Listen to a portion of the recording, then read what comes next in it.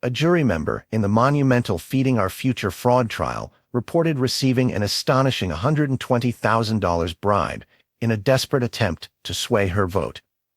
This case involves 7 defendants accused of orchestrating one of the largest pandemic relief frauds, diverting over $250 million meant to feed needy children during the COVID-19 pandemic. The scheme allegedly saw its participants purchasing luxury items such as high-end cars and lavish homes with the ill-gotten funds. The bribe attempt came to light late Sunday night when a mysterious woman arrived at the juror's home.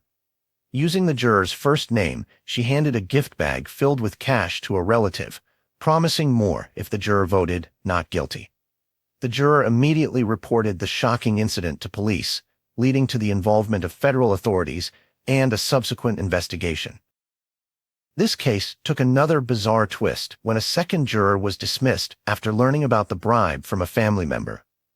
Federal judges and legal experts, some of whom have decades of experience, remarked on the unprecedented nature of such events. Former judges and U.S. attorneys highlighted this as one of the most unusual and dangerous situations they had encountered, predicting future federal charges against those involved in the bribery attempt. The chief U.S. District Judge, Nancy Bressel, took immediate action by dismissing the affected jurors and sequestering the rest to prevent further tampering. She also ordered the confiscation of the defendants' cell phones to probe how the jurors' identities were leaked. The defendants, many of whom have pled not guilty, have denied any involvement in the attempted bribe. Feeding Our Future, the nonprofit at the center of the scandal, has become synonymous with corruption and deceit. Prosecutors allege that those in charge exploited the relaxed regulations of the federal child nutrition program during the pandemic for personal gain. They stand accused of setting up shell companies to launder money and submitting false claims, only to pocket federal funds intended for hungry children.